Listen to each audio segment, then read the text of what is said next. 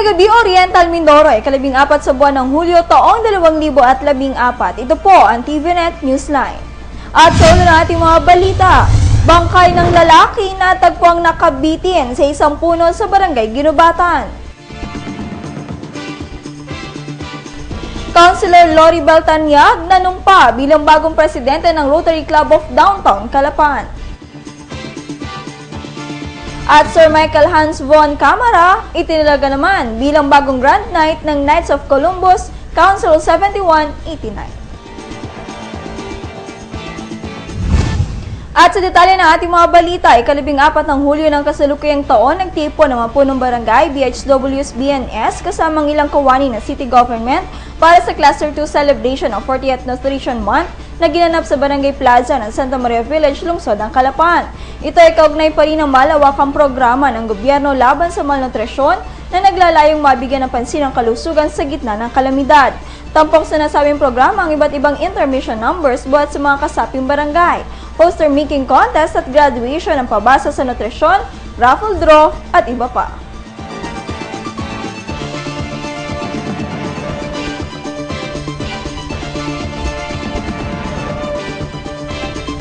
Samantala, pumirma sa Pledge of Commitment sa ikalawa at huling araw ng pag-usad ng City Disaster Risk Reduction Management Summit hapon ng 11 ng Hulyo ng kasalukuyang taon ang mga opisyal ng barangay sa lungsod bilang pagpapakita ng kanilang pakikiisa sa paghahanda laban sa anumang uri ng kalamidad. Sa naturang Pledge of Commitment, nakapaloob ang pagkakaroon ng dedikasyon ng mga ito kaugnay sa emergency and disaster response capability and capacity na inaasahan rin na magbibigay daan upang maging isang modelong lungsod ang Calapan sa pagtataguyod ng ligtas na pamayanan laban sa anumang banta ng kalamidad.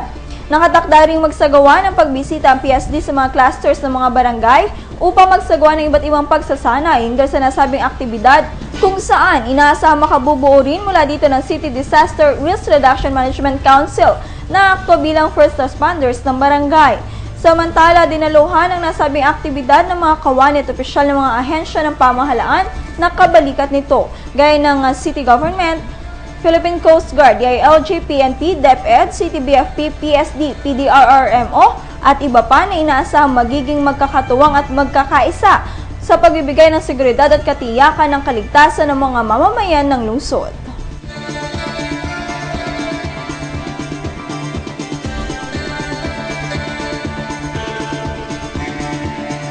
Magbabalik po ang TVNet Newsline. Bakit ka kasi kumabit? Alam mong di tama yan, di ba? Huwag ka nang gumamit ng pag-aari ng iba. Nakakaperwisyo ka sa mga legal na cable. Lumalabo ang signal nila. Mahiya ka naman, hoy. Illegal na cable mo, putulin na. Ano, gusto mo bang umabot pa sa kulungan? Umiwas ka na sa gulo tsaka skandalo. Huwag maging kabit.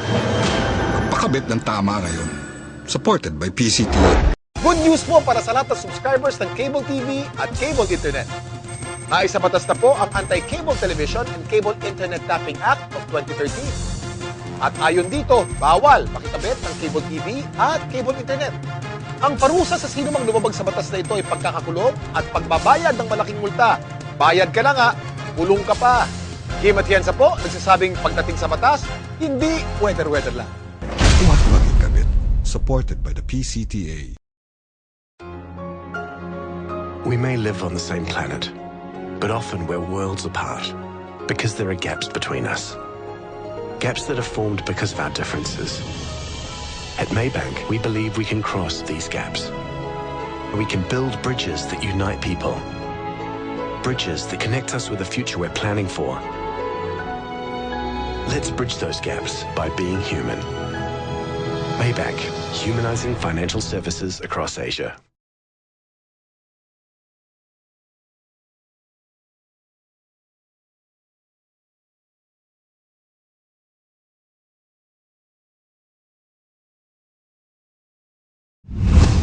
Sinasabi ng closed circuit television o CCTV ay isang mabisang paraan upang maibsan o mabawasan ng ilang di ka nais-nais na gawain tulad na nga lamang ng pagnanakaw, hold up at iba pa.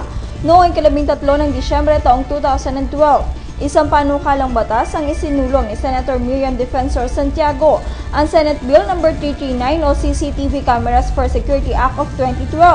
na naglalayong o nag-oobliga sa mga business establishments na maglagay ng CCTV camera sa kanilang lugar bilang pamamaraan ng pagsugpo ng krimen. Dito sa lungsod ng Calapa, may mga establishmento nang nagpakabit ng CCTV. Maging ang ilang barangay sa lungsod ay meron na rin ito, kabilang ng barangay San Vicente South, Calero at ang pinakahuli ay ang barangay Ilaya na inaasahang makapagkakabit ngayong linggo ng 32 CCTV cameras. Sa pagtatanong ng TV9 Newsline sa mga residente ng barangay Ilaya kung sang-ayon ba sila o hindi sa pagkakaroon ng CCTV sa kanilang barangay, marami ang nagsabi na pabor sila dito at naniniwala sila na posibleng mabawasan ang krimen sa kanilang pamayanan dahil sa mga naturang cameras. Para sa akin, maganda. Isipin mo ang isang barangay makakameron yan. Unang-uno na sa safety.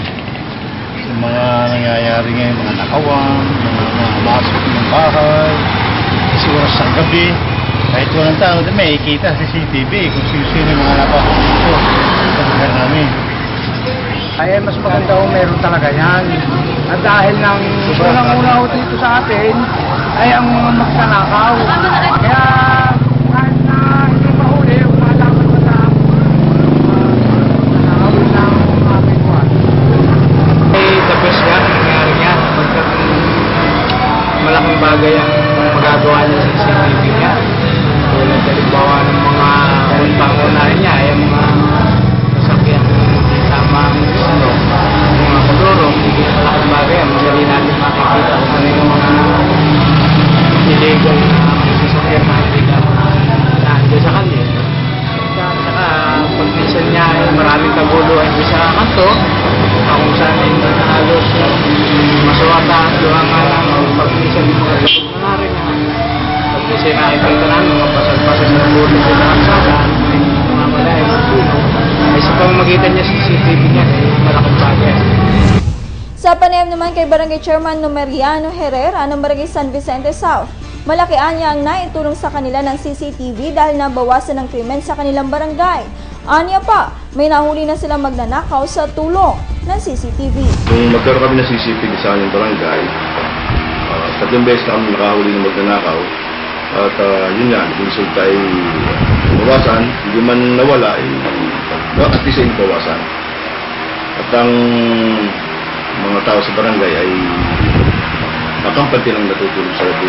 Hindi nga lang maiwasan yung mga nadaan na lakad na nag-i-discharge ng cellphone, ay yun lang ang hindi namin magawa ng paraan dahil yung ang tanong nga namin ang dalawa operator pa sa CCTV sa gabi. Kaya hindi namin mga suportahan yung pangangailangan ng aming kabarangay. Ang gusto namin problema dito ay yung mga estudyante talagang hindi masaway sa pagbili at panindigan dito sa aming barangay. Yung mga manindigan sa amin na siguro hindi na sila nagbebantahan kaso sa ibang lugar sila nabili. Tapos dito naman nila sinisigawan. Sang-ayon din ng mga residente ng nasabing barangay sa pagkakaroon ng CCTV dahil epektibo ito para matakot na gumawa ng anumang di kanais-nais na gawain ng mga kawatan. Malaking bagay na mga bawa. Maganda yan. Nakikita ko sa mga nagawa naman. Nagawaraan. Magandang bagay. Kasi marami namang na nahuhuli. Pag yung katulad ng mga sa barangay na nahuhuli naman. Para naman sa isang residente, hindi lahat ng pagkakataon ay nakatutulong sa paghuli na magnanakaw o kriminal ang CCTV dahil umano sa may kalabuan ng kamera. Nakakatulong, kaya lang hindi mababa ang definition ng camera, hindi kita sa yung masyadong mukha ng tao. Kaya hanggang 6 meter lang yata ang abot yan Kapag malayo na, hindi nakita, hindi na alinag, kaya hindi rin minsan mahuli yung magnanakaw. Samantala sa panayam kay Barangay Calero, Councilor Ivy Macaruyo, under repair ang CCTV sa kanilang lugar dahil sa mataas na kilalagyan nito at hindi mahagip ang ilang bahagi ng nasabing barangay. Ng pagkakalagay ng aming CCTV ay mataas. So hindi siya nakaka-capture ng maganda. Kaya ongoing pa ang pagpapagawa ulit sa kanya para mas maging effective yung pagkakalit ng CCTV. Inayos na ng kapitan natin ngayon ang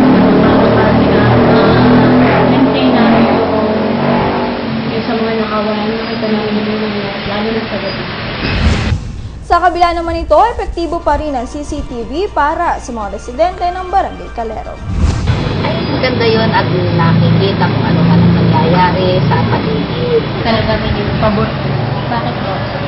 Para po nakikita yung mga aksidente, Swerte yung mga pangyayari sa araw-araw.